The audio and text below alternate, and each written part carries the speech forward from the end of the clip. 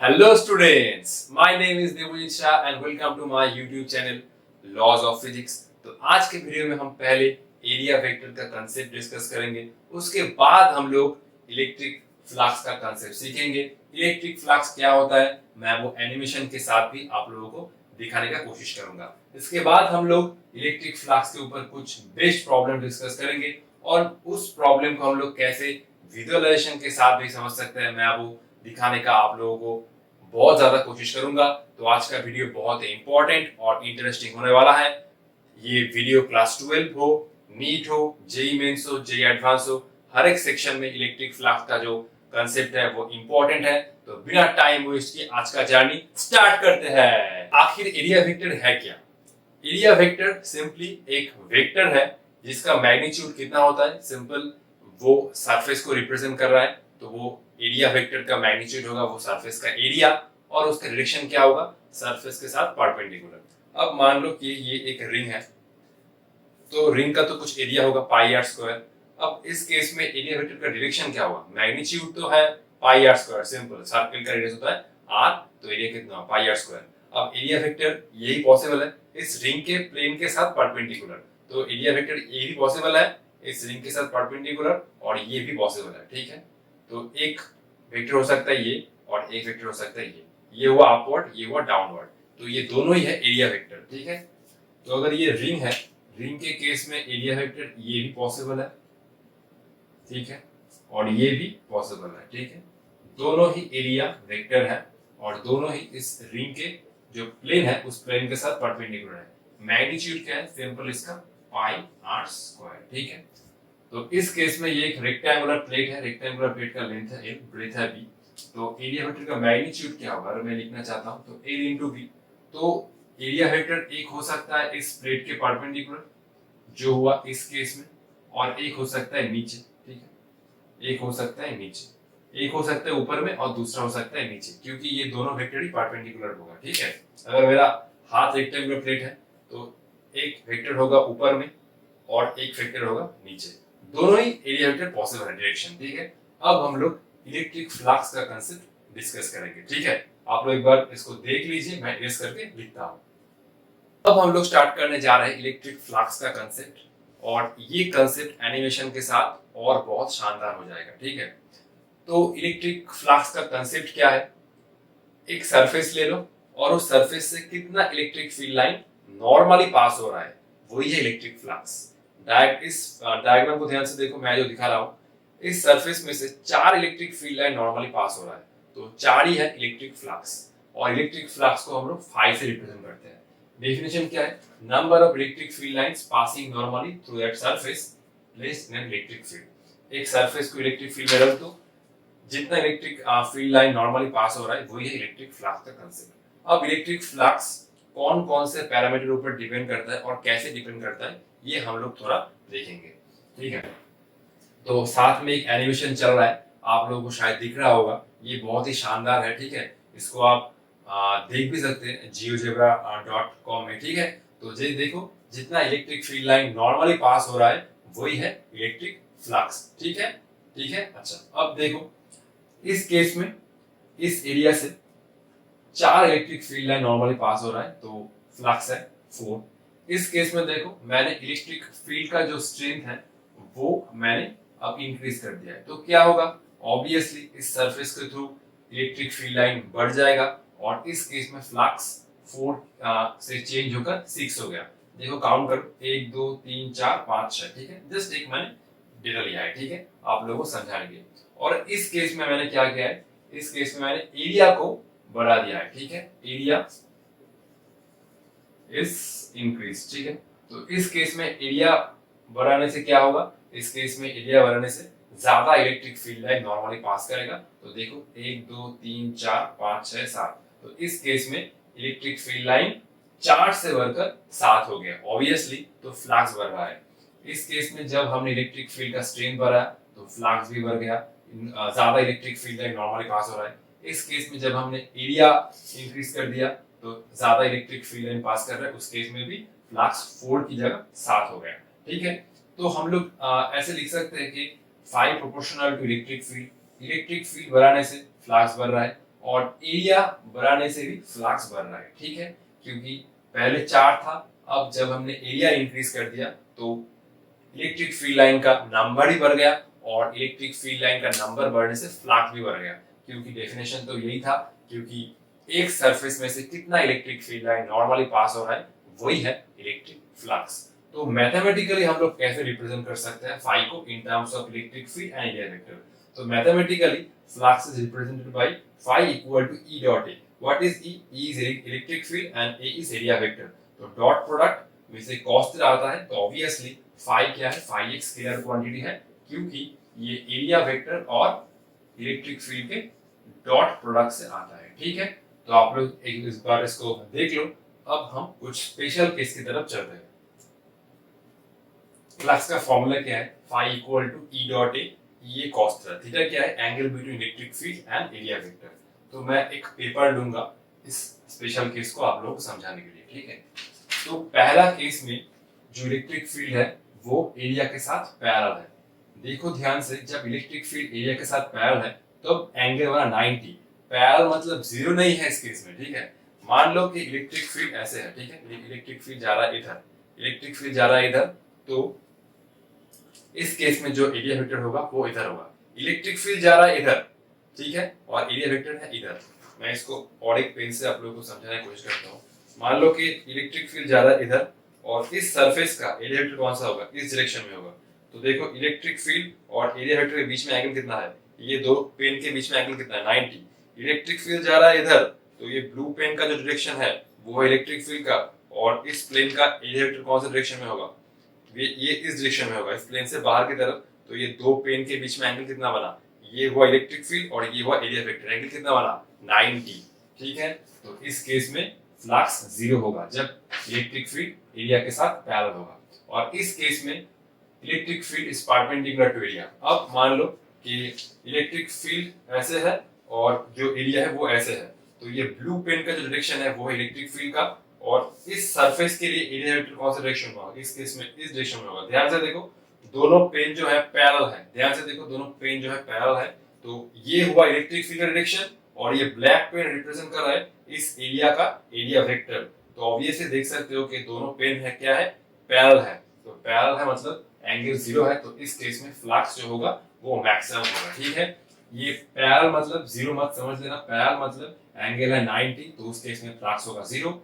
जब electric field area के साथ परपेंडिकुलर है तो देख सकते हो कि ये दोनों वेक्टर पैरेलल है। पैरेलल मतलब जीरो, ठीक है, और फ्लक्स हुआ इस केस में मैक्सिमम। क्लियर?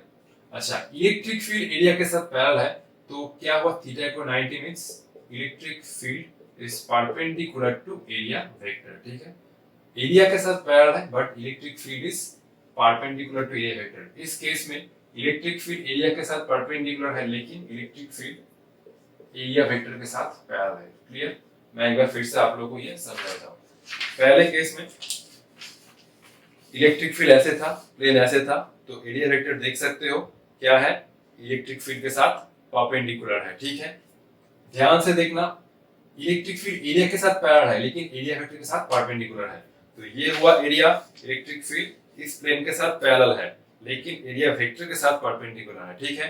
नेक्स्ट केस में क्या है? Electric field is perpendicular to area. अब एरिया बन गया ये, और इलेक्ट्रिक फील्ड है ये, तो एरिया वेक्टर मतलब ये एरिया वेक्टर पैरेलल है। ध्यान से देख सकते हो कि इलेक्ट्रिक फील्ड इस प्लेन के साथ परपेंडिकुलर है लेकिन एरिया वेक्टर के साथ पैरेलल है, तो थीटा बन गया जीरो। ये दोनों स्टेटमेंट ध्यान से समझना, ठीक है। तो आप एक बार देख लो, हम लोग अब कुछ प्रॉब्लम डिस्कस करेंगे।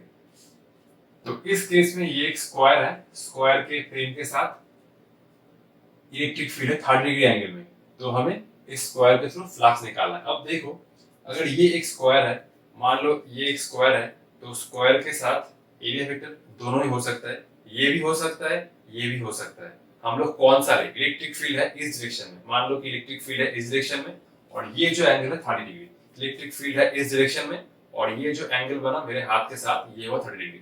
लेकिन एरिया वेक्टर यही पॉसिबल है, यही पॉसिबल है, दोनों ही परपेंडिकुलर है, कौन सा लूं? तो ये है एक 2 डायमेंशनल सरफेस स्क्वायर। तो इस केस में हम लोग जो एरिया वेक्टर लेते हैं वो इलेक्ट्रिक फील्ड की डायरेक्शन में लेते हैं। तो इलेक्ट्रिक फील्ड है इस डायरेक्शन में, तो मैं ये एरिया वेक्टर लूंगा, ये नीचे वाला एरिया वेक्टर नहीं लूंगा क्योंकि इलेक्ट्रिक फील्ड इस डायरेक्शन नहीं है, इलेक्ट्रिक फील्ड है इस डायरेक्शन में, तो मैं 2 डायमेंशनल सरफेस में एरिया वेक्टर इलेक्ट्रिक फील्ड के डायरेक्शन में ही लूंगा। तो ये हुआ इलेक्ट्रिक फील्ड और ये हुआ एरिया वेक्टर, ठीक है। मैं नोट देके लिखा देता हूं, ठीक है। तो ये होगा एरिया वेक्टर इस केस में, ठीक है। अब बोलो तो जब हम लोग लिखेंगे phi equal to E into A into cos theta, तो थीटा क्या 30 होगा? थीटा 30 नहीं होगा। ये एंगल क्या है? इलेक्ट्रिक फील्ड और एरिया वेक्टर का बीच वाला एंगल। तो ये कितना होगा? 60 डिग्री होगा क्योंकि ये पूरा 90 है, ठीक है। तो ई एरिया कितना है? एरिया है ए स्क्वायर, ठीक है। और कॉस ऑफ ये कितना बना? कॉस ऑफ 60 डिग्री, ठीक है। ध्यान से देखना। तो ये हुआ ई ए स्क्वायर, साइन 30 कितना होता है? हाफ, तो ये बन गया ई ए स्क्वायर बाई 2, ठीक है। 2 डायमेंशनल सरफेस में हम लोग जो एरिया वेक्टर लेते हैं वो इलेक्ट्रिक फील्ड के डायरेक्शन में लेते हैं, ठीक है। Note for 2 dimensional surface we generally take area vector in the direction of the field। नीचे भी तुम ले सकते हो, वो भी रॉन्ग नहीं है, जस्ट उस केस में एक माइनस साइन आएगा शायद, ठीक है। जस्ट उस केस में अगर तुम एक्स वाई एक्सिस चूज कर रहे हो तो उस केस में एक माइनस साइन आएगा। नॉर्मली हम लोग यही कन्वेंशन फॉलो करते हैं, बुक में भी ऑलमोस्ट यही कन्वेंशन फॉलो करता है, ठीक है। और 3 डायमेंशनल सरफेस में क्या होगा? For 3 dimensional surface we take area vector normally outward, ठीक है। कैसे हम लोग लिख सकते हैं? 2 डायमेंशन में तो समझ गए, जिस डायरेक्शन में इलेक्ट्रिक फील्ड होगा वही होगा एरिया वेक्टर डायरेक्शन। और 3 डायमेंशन के केस में हम लोग एरिया वेक्टर नॉर्मली आउटवर्ड लेंगे। कैसे? मान लो कि ये क्यूब है, ठीक है। तो ये एक क्यूब है। अब क्यूब का कितना सरफेस होता है? 6 फेस, ठीक है। तो टॉप वाले सरफेस में इलेक्ट्रिक फील्ड होगा अपवर्ड, सरफेस के परपेंडिकुलर, नॉर्मली आउटवर्ड, सरफेस से बाहर की तरफ। नीचे वाले सरफेस में ये बाहर की तरफ, ये फ्रंट वाले सरफेस में इससे बाहर की तरफ, ठीक है। और बैक वाले सरफेस में इससे बाहर की तरफ, ठीक है। और ये जो लेफ्ट वाला फेस है इससे बाहर की तरफ, और ये जो राइट वाला फेस है इससे बाहर की तरफ। मतलब हर एक सरफेस से इलेक्ट्रिक फील्ड जो होगा वो सॉरी हर एक सरफेस से जो एरिया वेक्टर होगा वो कितना होगा? नॉर्मली आउटवर्ड, ठीक है। तो क्यूब का 6 सरफेस है, हर एक सरफेस से जो एरिया होगा वो नॉर्मली आउटवर्ड होगा।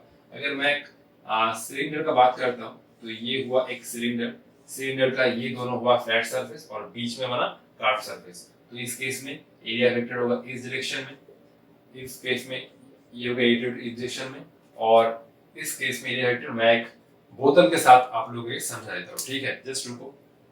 तो ये हुआ एक सिलेंडर, तो ये दोनों हुआ सिलेंडर का फ्लैट सरफेस, ये है 3 डायमेंशनल ऑब्जेक्ट।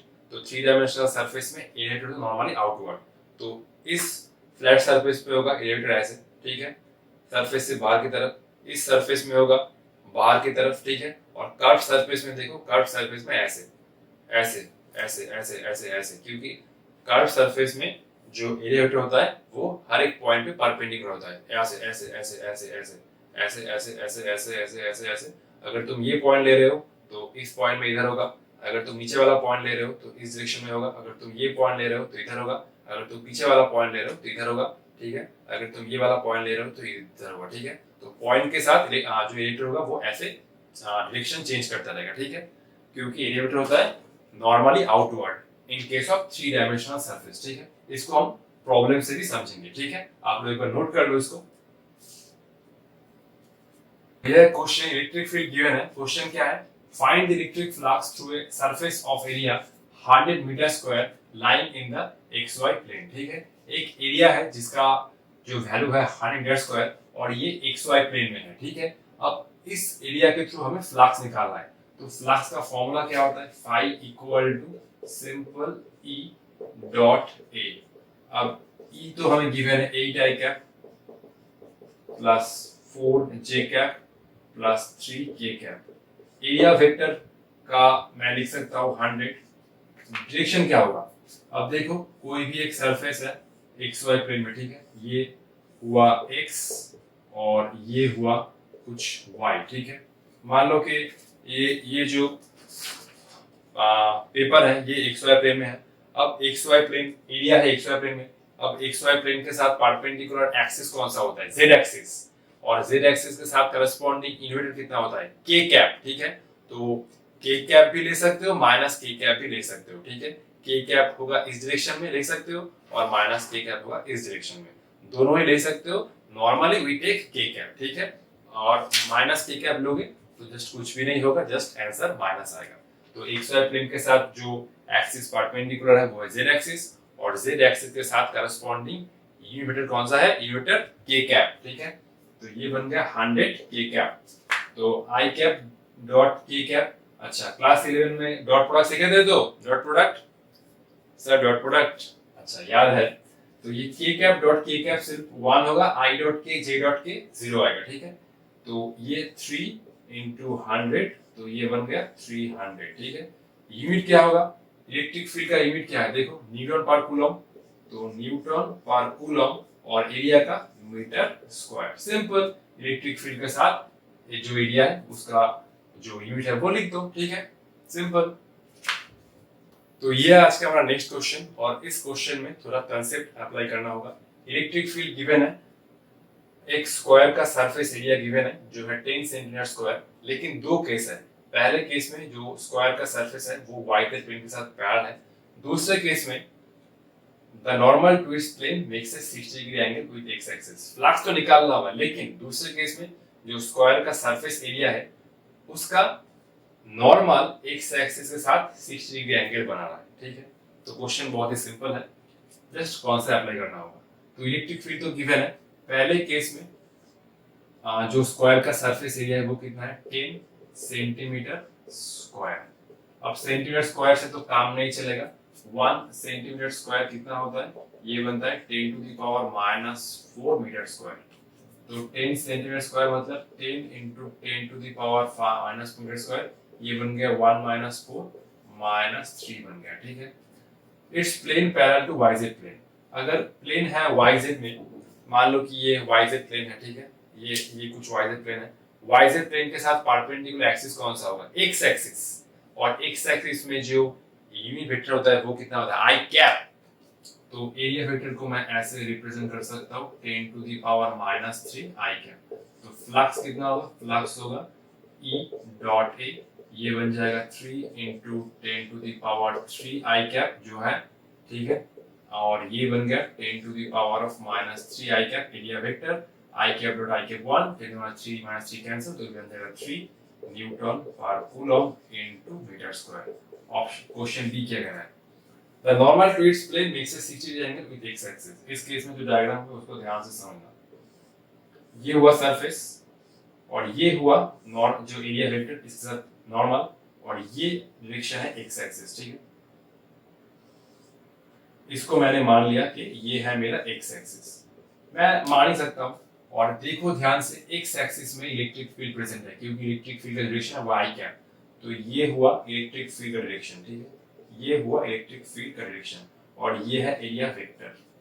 अब क्वेश्चन में क्या बोल रहा है, the normal to its plane, the normal to its plane makes a 60 degree angle with x axis. मतलब ये जो एंगल है 60 डिग्री। बेसिकली ये क्वेश्चन जो बोलना चाह रहा है कि ये इलेक्ट्रिक फील्ड और एरिया वेक्टर के बीच में एंगल कितना है, सिंपल 60 डिग्री। तो फाई कितना होगा, phi equal to E A cos 60 degree. Theta, ये थीटा कितना है, इलेक्ट्रिक फील्ड और एरिया वेक्टर बीच में एंगल 60। तो ई ए कितना है, ई ए व्हाट इज ई ए, ये तो हम लोगों ने निकाल लिया, ये तो 3 आया, cos 60 मतलब sin 30, तो ये बन गया 3/2 1.5 Newton per coulomb into meter square, ठीक है। तो आप लोग इसको एक बार देख लीजिए, हम लोग फिर नेक्स्ट प्रॉब्लम में चलते हैं। तो ये हमारा नेक्स्ट प्रॉब्लम, और ये प्रॉब्लम बहुत ही शानदार है और खूबसूरत भी है। ये एक क्यूब है, क्यूब का हर एक साइड का जो लेंथ है वो है स्मॉल ए, और क्यूब का जो लेफ्ट फेस है वो एक्स एक्सिस से ए डिस्टेंस पर है। ये है x y z coordinate, cube का जो लेफ्ट फेस है वो भी ओरिजिन से ए डिस्टेंस पर है और क्यूब का जो हर एक लेंथ का साइड है वो ए है। तो ये राइट वाला फेस कितना दूर होगा, ए प्लस से 2a। देखो ध्यान से, इलेक्ट्रिक फील्ड ओनली एक डायरेक्शन में प्रेजेंट है और वो कांस्टेंट नहीं है, वो एक के साथ वेरी कर रहा है। अल्फा क्या है, अल्फा एक कांस्टेंट है। वाई और जेड डायरेक्शन में कोई भी इलेक्ट्रिक फील्ड प्रेजेंट नहीं है, हमें इस क्यूब के थ्रू अब फ्लक्स निकालना है। तो देखो वाई और जेड डायरेक्शन में पहले चेक करो इस क्यूब का कौन कौन सा फेस आ रहा है, ठीक है। तो जो ऊपर वाला फेस है, ऊपर वाला फेस वाई एक्सिस में आ रहा है और नीचे वाला फेस वाई एक्सिस में आ रहा है। एक काम करता हूं, ठीक है, मैं पहले सारे जो 6 सरफेस है उन सभी का मैं एरिया वेक्टर आप लोगों को ड्रॉ करके दिखाता हूं। तो ये राइट वाले फेस में एरिया वेक्टर कौन सा होगा, मैंने बोला था 3 डायमेंशनल के केस में एरिया वेक्टर होता है नॉर्मली आउटवर्ड। तो राइट वाले सरफेस में एरिया वेक्टर होगा इस डायरेक्शन में, लेफ्ट वाले सरफेस में एरिया वेक्टर होगा इस डायरेक्शन में, ठीक है, ठीक है। ऊपर वाला सरफेस में एरिया वेक्टर होगा इस डायरेक्शन में, नीचे वाला सरफेस पे एरिया वेक्टर होगा इस डायरेक्शन में।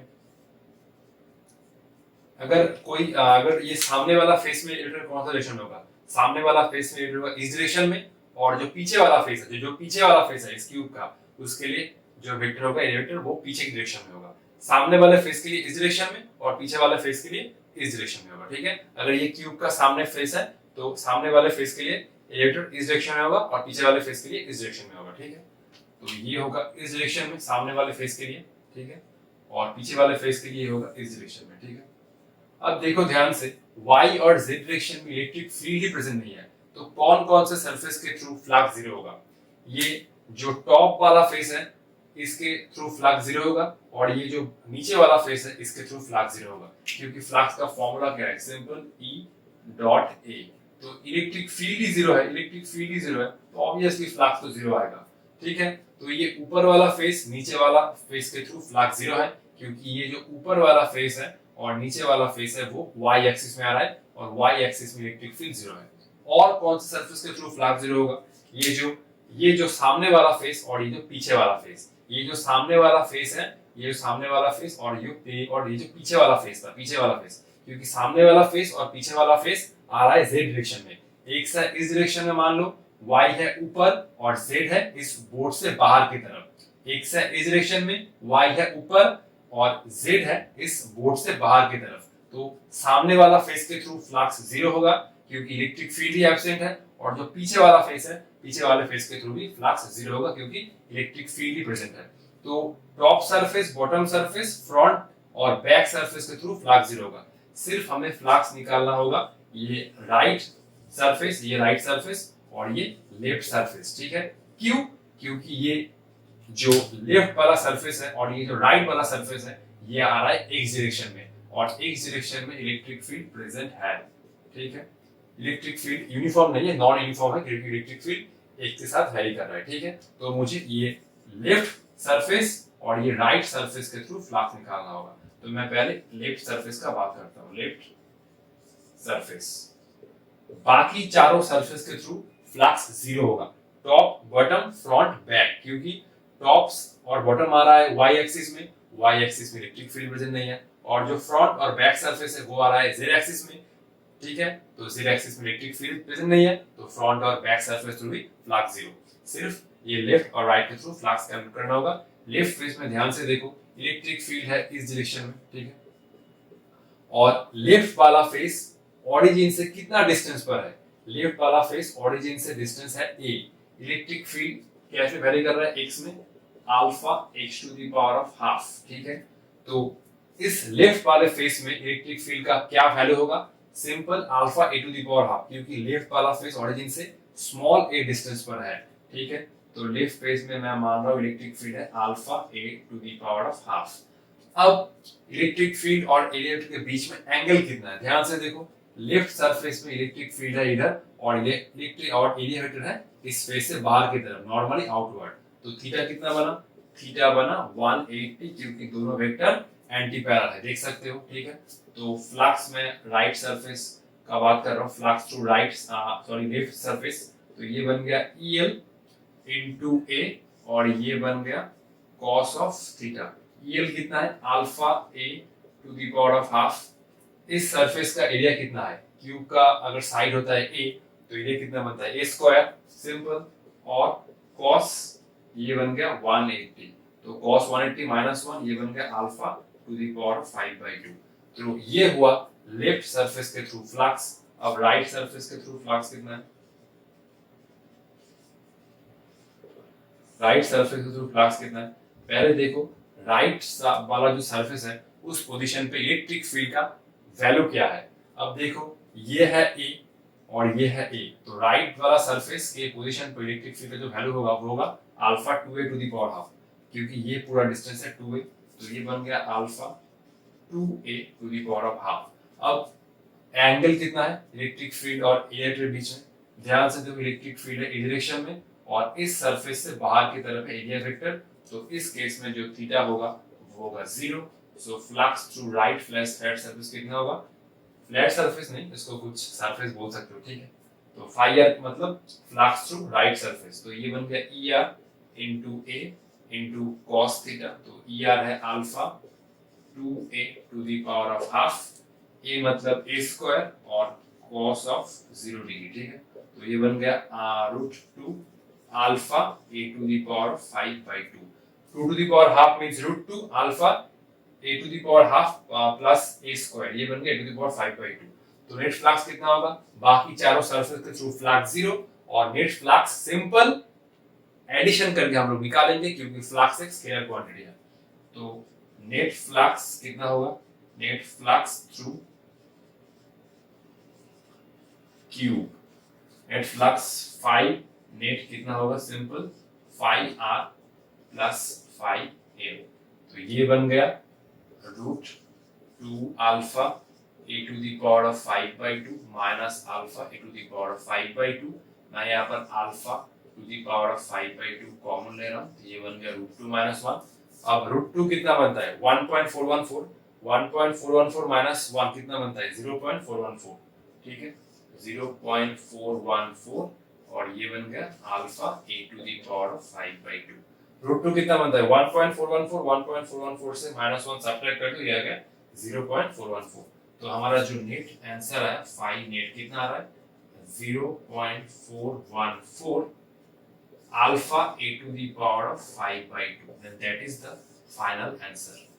इस केस में ध्यान से देखना लेफ्ट सरफेस में जो फ्लक्स आ रहा है वो नेगेटिव, क्योंकि ये इनकमिंग फ्लक्स है, ठीक है, ये इनकमिंग फ्लक्स है, ठीक है, इलेक्ट्रिक फील्ड और एरिया वेक्टर एंटीपैरल है, और ये है एक आउटगोइंग फ्लक्स राइट सरफेस में, इलेक्ट्रिक फील्ड भी बाहर की तरफ और एरिया वेक्टर भी बाहर की तरफ। तो इस केस में जो राइट सरफेस के थ्रू फ्लक्स आ रहा है वो पॉजिटिव है, और नेट फ्लक्स निकालने के लिए सिंपल एडिशन कर दो, जो फाइनल आंसर आएगा वही होगा net flux to the cube. I hope ये प्रॉब्लम बहुत ही कंसेप्चुअल है, ठीक है, और ये प्रॉब्लम बोर्ड हो, नीट हो, जेई मेंस हो, हर एक सेक्शन में इस प्रॉब्लम का बहुत ही इंपॉर्टेंस है, ठीक है। आप लोग एक बार ध्यान से देख लीजिए।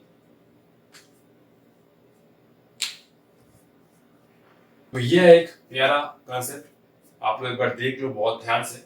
ये एक हेमिस्फीयर है, हेमिस्फीयर रेडियस है r, इलेक्ट्रिक फील्ड प्रेजेंट है इस डायरेक्शन में और उसका वैल्यू है E0। Find flux to the curved surface and flat surface of hemisphere. ये कर्व्ड सरफेस और ये फ्लैट सरफेस से फ्लक्स निकालना है। तो मैं फिर से ये डायग्राम रीड्रॉ करता हूं, ठीक है। देखिए इलेक्ट्रिक फील्ड तो है इस डायरेक्शन में, ठीक है, E0 E0। अब देखो क्या हुआ, अगर मैं इस सरफेस के थ्रू फ्लक्स निकालना चाहूं तो क्या दिक्कत होगा, हर एक पॉइंट पे इलेक्ट्रिक फील्ड और एरिया वेक्टर के बीच में एंगल अलग अलग होगा, तो वो कैलकुलेट करना थोड़ा मुश्किल हो जाएगा। ध्यान से देखो इलेक्ट्रिक फील्ड तो है इस डायरेक्शन में, ठीक है, इलेक्ट्रिक फील्ड तो है इस डायरेक्शन में, इलेक्ट्रिक फील्ड है इस डायरेक्शन में, इलेक्ट्रिक फील्ड है इस डायरेक्शन में। अब एरिया वेक्टर कौन सा डायरेक्शन में होगा, एरिया वेक्टर होगा इस पॉइंट पे तो परपेंडिकुलर होगा, ठीक है, इस पॉइंट पे तो कोई बात नहीं है, लेकिन इस पॉइंट पे एरिया वेक्टर होगा इस डायरेक्शन में, इस पॉइंट पे जो एरिया वेक्टर होगा ये तो इलेक्ट्रिक फील्ड है, इस पॉइंट पे जो एरिया वेक्टर होगा वो इस डायरेक्शन में होगा, क्योंकि एरिया वेक्टर कितना होता है परपेंडिकुलर टू द सरफेस। तो अगर इलेक्ट्रिक फील्ड का डायरेक्शन है ये पॉइंट पर इस डायरेक्शन में, तो एरिया वेक्टर होगा इस डायरेक्शन में। तो मतलब हर एक पॉइंट में इलेक्ट्रिक फील्ड और एरिया वेक्टर के बीच में एंगल अलग अलग होगा। तो ये कर्व सरफेस के थ्रू फ्लक्स निकालना, अगर मैं ये कॉन्सेप्ट यूज करता हूँ तो थोड़ा नहीं बहुत ही कॉम्प्लिकेटेड हो जाएगा, क्योंकि हर एक पॉइंट में एंगल अलग अलग हो रहा है। तो मैं क्या कर सकता हूँ, ध्यान से देखो, मैं एक बार इस डायग्राम को इरेज कर रहा हूँ, ठीक है। तो हम लोग ये कंसेप्ट यूज कर सकते हैं कि incoming flux equal to outgoing flux, मतलब इस कर्व सरफेस के थ्रू जितना फ्लक्स आ रहा है उतना ही फ्लक्स इस फ्लैट सरफेस के थ्रू आ रहा है। मैंने तो ये बोला कि इस सरफेस के अगर मैं कंसेप्ट यूज करता हूं तो हर एक पॉइंट में एंगल अलग अलग होगा, तो वैल्यू निकालना थोड़ा मुश्किल हो जाएगा। तो मैं ये कंसेप्ट यूज कर रहा हूं कि flux through curved surface equal to flux through flat surface. जितना फ्लक्स इस कर्व सरफेस के थ्रू आ रहा है उतना ही फ्लक्स इस फ्लैट सरफेस के थ्रू भी पास कर रहा है। तो मैं इलेक्ट्रिक फील्ड का डायरेक्शन दिखाऊं, ठीक है, ये हुआ ई नॉट। लेकिन इस केस में, फ्लैट सरफेस के केस में, इजीली हम लोग फ्लक्स निकाल सकते हैं, क्योंकि ये 3 डायमेंशनल फिगर है। तो एरिया वेक्टर का डायरेक्शन क्या होगा, इलेक्ट्रिक वेक्टर डायरेक्शन तो होगा इस डायरेक्शन में। ध्यान से देखो, इलेक्ट्रिक वेक्टर होगा इस डायरेक्शन में, एरिया वेक्टर होगा इस डायरेक्शन में, एरिया वेक्टर होगा इस डायरेक्शन में, ठीक है। ध्यान से देखो, जो इलेक्ट्रिक फील्ड और एरिया वेक्टर है, ठीक है, जो इलेक्ट्रिक फील्ड, ये हुआ एरिया वेक्टर कुछ, ठीक है, ये हुआ कुछ एरिया वेक्टर, ये है इलेक्ट्रिक डायरेक्शन, ठीक है, ठीक है। ध्यान से देखो, इस फ्लैट सरफेस के थ्रू फ्लक्स निकालना इजी है, क्योंकि हर एक पॉइंट में इलेक्ट्रिक फील्ड और एरिया वेक्टर के बीच में एंगल है 0, दोनों ही पैरेलल है, ठीक है, दोनों ही पैरेलल है। ये भी है एरिया वेक्टर और ये है इलेक्ट्रिक फील्ड। हर एक पॉइंट में इलेक्ट्रिक फील्ड और एरिया वेक्टर के बीच में एंगल कितना है, 0। तो इस सरफेस के थ्रू फ्लक्स हमें इजीली मिल जाएगा। तो इस सरफेस के थ्रू फ्लक्स कितना बना, फ्लक्स बना ई नॉट डॉट ए। तो हर एक पॉइंट में इलेक्ट्रिक फील्ड और एरिया के बीच में एंगल 0 है, तो ये बन गया E not into A into cos of 0 degree, तो बन गया ये ई नॉट इंटू ए। अब इस सरफेस के लिए कितना है, पाई आर स्क्वायर, क्योंकि ये एक सर्कल है, ठीक है। तो ये बन गए E not into pi are square. तो इस सरफेस के थ्रू अगर फ्लक्स है E not pi are square, तो इस सरफेस के थ्रू फ्लक्स कितना होगा, इस सरफेस के थ्रू भी फ्लक्स उतना ही होगा, लेकिन लेकिन लेकिन ये आएगा कुछ minus E not pi are square, ठीक है, ये आएगा E not minus E not pi are square, ठीक है। तो ये बना आउटगोइंग फ्लक्स और ये बना इनकमिंग फ्लक्स, ठीक है। आउटगोइंग फ्लक्स हमेशा पॉजिटिव होता है और इनकमिंग फ्लक्स हमेशा नेगेटिव होता है, ठीक है। मैग्नीट्यूड सेम है, जस्ट एक माइनस आ रहा है, क्योंकि ये आउटगोइंग फ्लक्स है, ये इनकमिंग फ्लक्स। देख सकते हो कि अगर ये कर्व सरफेस है तो कर्व सरफेस में ये आ रहा है इनकमिंग फ्लक्स, मतलब ये फ्लक्स अभी इनकमिंग है, और इस सरफेस से इलेक्ट्रिक फील्ड बाहर निकल रहा है, तो फ्लैट सरफेस के थ्रू जो फ्लक्स है वो है E not pi are square, और ये कर्व सरफेस के थ्रू जो फ्लक्स है वो है इनकमिंग फ्लक्स। मैं लिख रहा हूं, ये बना इनकमिंग फ्लक्स और ये बना आउटगोइंग फ्लक्स, ठीक है। मैं इसको एक डायग्राम से आप लोगों को समझा दूं, ठीक है। ये जस्ट हमने क्यूब का प्रॉब्लम देखा था कि लेफ्ट फ्लैट सरफेस के थ्रू, जो लेफ्ट सरफेस था, लेफ्ट सरफेस के थ्रू फ्लक्स आ रहा था नेगेटिव और राइट सरफेस के थ्रू फ्लक्स आ रहा था पॉजिटिव, ठीक है। तो इस केस में इलेक्ट्रिक फील्ड है लेफ्ट टू राइट, ठीक है, मतलब ये इलेक्ट्रिक फील्ड एक डायरेक्शन में है, ठीक है। तो इस केस में लेफ्ट सरफेस के थ्रू जो एरिया वेक्टर होगा वो इस डायरेक्शन में होगा, और राइट सरफेस के थ्रू जो एरिया होगा वो इस डायरेक्शन में होगा। तो लेफ्ट वाले फेस में एंगल कितना बना, 180, इलेक्ट्रिक फील्ड और एरिया वेक्टर एंटी पैरेलल है, और इस केस में राइट सरफेस में या जो एंगल बना वो होगा 0, दोनों ही पैरेलल है। तो इस केस में फ्लक्स कितना बना, ई ए cos ऑफ 180, तो ये बना माइनस ऑफ ई ए, और इस केस में जो फ्लक्स बना वो है ई ए cos ऑफ 180, तो ये बना, सॉरी ये है 0 डिग्री, तो ये बना 0। तो देख सकते हैं लेफ्ट वाले फेस में इलेक्ट्रिक फील्ड है इनकमिंग और राइट वाले फेस में इलेक्ट्रिक फील्ड है आउटगोइंग, तो इसीलिए ये है incoming flux. Incoming flux is always negative, क्योंकि इस केस में दोनों वेक्टर एंटी पैरेलल है, और राइट वाले फेस में दोनों वेक्टर पैरेलल है, तो ये बन गया आउटगोइंग फ्लक्स, मतलब आउट ये पॉजिटिव है, ठीक है। जस्ट कुछ नहीं, इनकमिंग फ्लक्स मतलब दोनों वेक्टर एंटी पैरेलल है और आउटगोइंग फ्लक्स मतलब दोनों वेक्टर पैरेलल है। जस्ट यही कॉन्सेप्ट है, ठीक है। आप लोग इसको देख लीजिए। तो ये है नेक्स्ट कॉन्सेप्ट, ये एक कोन है, ठीक है। इस कोन का जो रेडियस है वो है r। ये वाला जो सरफेस है उसको मैं h1 नाम दे रहा हूँ, और ये जो नीचे सर्कुलर सरफेस है मतलब फ्लैट सरफेस है, ये सरफेस है h2, और इलेक्ट्रिक फील्ड है ऊपर से नीचे की तरफ। तो हमें h1 और h2 के थ्रू फ्लक्स निकालना होगा। आप लोग देख सकते हैं कि इस वाले सरफेस के थ्रू फ्लक्स है इनकमिंग और इस वाले सरफेस के थ्रू फ्लक्स है आउटगोइंग। तो ऑब्वियसली ये वाला जो सरफेस है तो फ्लक्स थ्रू h1 क्या आएगा, नेगेटिव, और फ्लक्स थ्रू h2 कितना आएगा, पॉजिटिव। इनकमिंग फ्लक्स के लिए ये नेगेटिव आएगा और इस सरफेस के लिए फ्लक्स पॉजिटिव आएगा। आप लोग एक बार खुद से ट्राई कर लीजिए। तो आई होप आप लोगों ने ये प्रॉब्लम सॉल्व कर लिया होगा, और इस प्रॉब्लम को समझाने के लिए मैं हैप्पी बर्थडे टोपी लाया हूँ आज। तो आज मैं जब ये मार्केट से लाया तो मम्मी पूछ रही थी कि इसका क्या काम है, किसका बर्थडे है। तो मैंने मम्मी को बोला कि मम्मी ये फिजिक्स समझाने के लिए है। फिजिक्स में हर चीज का यूज होता है, ठीक है। तो देखो ध्यान से, ये कोन है, ठीक है। अब इलेक्ट्रिक फील्ड है ऊपर से नीचे की तरफ। अब इस सरफेस के थ्रू मतलब इस कोन के थ्रू फ्लक्स निकालना थोड़ा मुश्किल है, क्योंकि हर एक पॉइंट में एरिया वेक्टर है। इस पॉइंट से बाहर की तरफ मतलब इस पॉइंट में इलेक्ट्रिक इस डायरेक्शन में, इस पॉइंट में इलेक्ट्रिक इस डायरेक्शन में, इस पॉइंट में इलेक्ट्रिक इस डायरेक्शन में। हर एक पॉइंट में एरिया वेक्टर का डायरेक्शन अलग अलग है। इस डायरेक्शन में इस सरफेस में एरिया वेक्टर इस डायरेक्शन में, इस पॉइंट में एरिया वेक्टर इस डायरेक्शन में, इस पॉइंट में एरिया वेक्टर इस डायरेक्शन में। तो हर एक पॉइंट में एरिया वेक्टर का जो डायरेक्शन है वो अलग अलग है, तो एंगल निकालना थोड़ा मुश्किल हो जाएगा। इसीलिए मैं उस कंसेप्ट का यूज करूंगा कि इस कोन के थ्रू जो फ्लक्स आ रहा है वही फ्लक्स इट्स फ्लैट सरफेस के थ्रू निकल रहा है, ठीक है। तो इस कोन के थ्रू जो फ्लक्स आ रहा है मतलब फ्लक्स आ रहा है वो इनकमिंग फ्लक्स, और वही फ्लक्स इस सर्कुलर पोर्शन से निकल रहा है, ठीक है। एक बार देखो, तो ये हुआ इलेक्ट्रिक फील्ड, ठीक है। मैं और एक पेन ले लेता हूँ, मेरा पेन कहाँ है, ठीक है। तो ये है इलेक्ट्रिक फील्ड, ठीक है। अरे ये भाई समझा।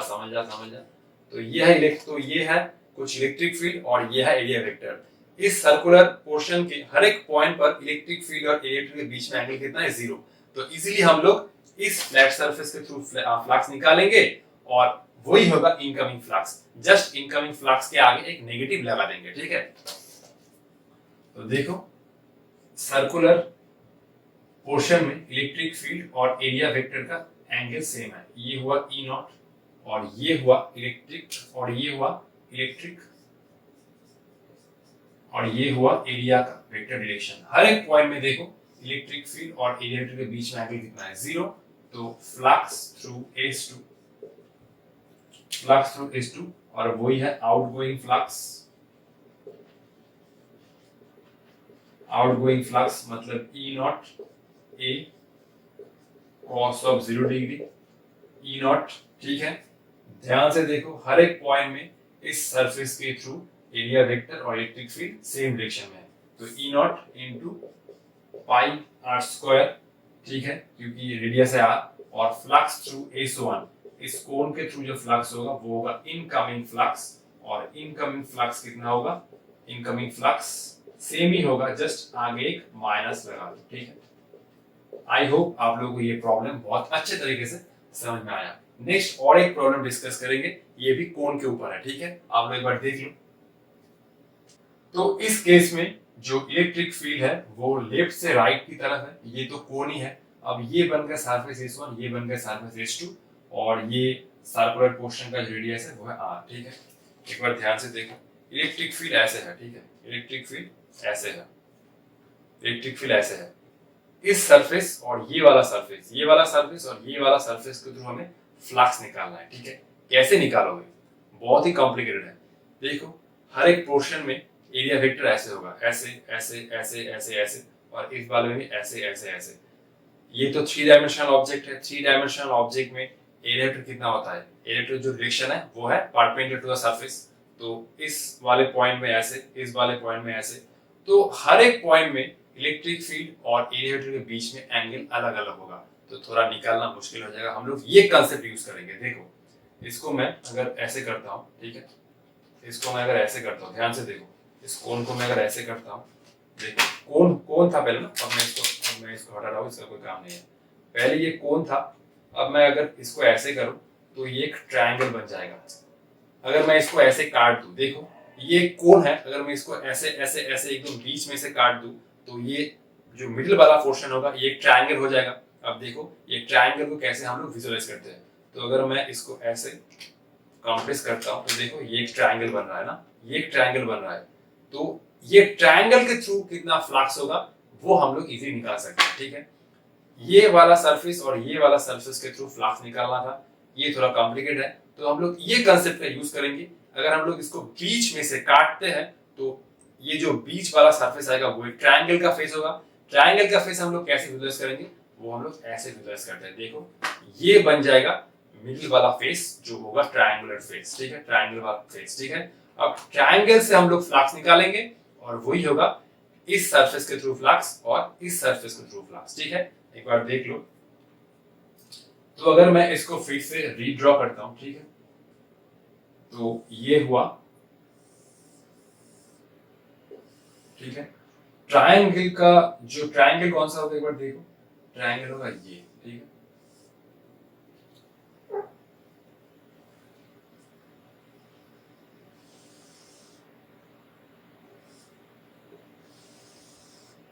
ये होगा ये वाला होगा ट्रायंगल, तो ये वाला होगा एक ट्रायंगल, ठीक है, ये वाला होगा एक ट्रायंगल। अब इस ट्रायंगल का एरिया हम लोग कैसे निकालेंगे, पहले तो हमें हाइट निकालना है, ठीक है। अब देखो ये पूरा कितना था, इसका रेडियस था r, ठीक है, तो ये लेंथ कितना बन जाएगा, ये लेंथ कितना बन जाएगा, ये लेंथ बन जाएगा टोटल 2r ना। अब देखो ये सर्कल का रेडियस कितना था r, तो ये पूरा कितना बन जाएगा 2r। ये जो नीचे सर्कुलर पोर्शन था इसका डायमीटर कितना था 2r, इसका ये जो नीचे सर्कुलर पोर्शन था इसका डायमीटर कितना था, इस पॉइंट से इस पॉइंट की तरफ 2r। तो ट्रायंगल का जो बेस का लेंथ हुआ वो होगा 2r। और हाइट कैसे निकालेंगे हम लोग, देखो ध्यान से, तो ये मुझे पहले ट्रायंगल का जो हाइट है वो निकालना है। अगर मैं इसको थीटा लिखता हूं तो tan थीटा कितना होगा, tan थीटा होगा हाइट बाई अपॉन बेस, तो हाइट कितना होगा, हाइट होगा base into tan theta. Base तो ये है r, तो r इनटू tan थीटा। अब हम लोग इस ट्रायंगल का एरिया कैसे निकालेंगे, जो ट्रायंगल का एरिया है वो है ये, ठीक है। ये ट्रायंगल का एरिया हम लोग कैसे निकालेंगे, तो मैं अगर इस ट्रायंगल के एरिया निकालता हूं तो वो है पता चल जाएगा कि इस सरफेस के थ्रू जो फ्लक्स है वो इनकमिंग और इस सरफेस के थ्रू जो फ्लक्स है वो आउटगोइंग, और बीच में एक ट्रायंगल है जिसका ये वाला जो मतलब जो बेस है वो है 2r, और हाइट अगर पता चल जाएगा तो हम लोग इस ट्रायंगल से फ्लक्स निकाल लेंगे और ये प्रॉब्लम सॉल्व हो जाएगा। तो ट्रायंगल का एरिया कितना होगा, ये वाला ट्रायंगल का half into base into height. अब बेस कितना है ध्यान से देखो, हाफ, बेस कितना है 2r और हाइट कितना है r tan थीटा, ये पूरा हाइट है r tan थीटा।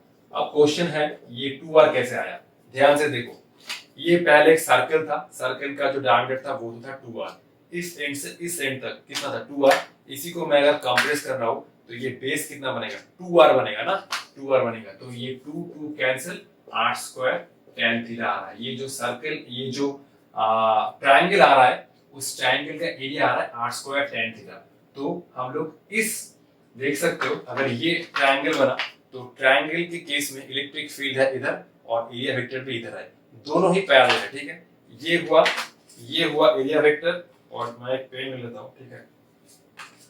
ये हुआ एरिया वेक्टर, ये हुआ एरिया वेक्टर, और ये हुआ इसका इलेक्ट्रिक फील्ड, ठीक है। ये हुआ एरिया वेक्टर और ये हुआ इलेक्ट्रिक फील्ड, देख सकते हो दोनों ही पैरेलल है। अगर मैं ट्रायंगल का थ्रू फ्लक्स निकालता हूं तो दोनों ही पैरेलल है, मतलब इलेक्ट्रिक फील्ड ही पैरेलल है और एरिया वेक्टर भी पैरेलल है। तो हम लोग अगर फ्लक्स थ्रू ट्रायंगल निकालना चाहे तो कितना होगा, flux through triangle E not A cos of 0 degree E not, A कितना है, A is r square tan theta, ठीक है, cos 0 इज 1। तो इस ट्रायंगल के थ्रू फ्लक्स निकल के आया E not r square tan theta, और वही होगा इस सरफेस के थ्रू फ्लक्स, ठीक है। तो इस सरफेस के थ्रू फ्लक्स कितना होगा, वो होगा आउटगोइंग फ्लक्स, आउटगोइंग फ्लक्स होगा, ठीक है। आउटगोइंग फ्लक्स पॉजिटिव होता है, तो इसमें बन जाएगा E not are square tan theta, और इस सरफेस के थ्रू जो फ्लक्स बनेगा, ठीक है, वो बनेगा फ्लक्स थ्रू S1, और ये बनेगा इनकमिंग फ्लक्स, ठीक है, और ये बन जाएगा minus E not are square tan theta. Just मैंने नेट फ्लक्स लिखना चाहता हूं, तो नेट फ्लक्स कितना आएगा, नेट फ्लक्स कितना आएगा, जीरो आएगा। Minus E not are square tan theta plus E not are square tan theta equate कर दो, जस्ट एडिशन कर दो, ठीक है, तो ये अल्टीमेट जीरो आ जाएगा। मैं लिख भी देता हूं, E not are square tan theta minus E not are square tan theta, तो ये बन जाएगा जीरो। जस्ट इन दोनों को ऐड कर दो, ठीक है, ठीक है, एक बार देख लो, ठीक है।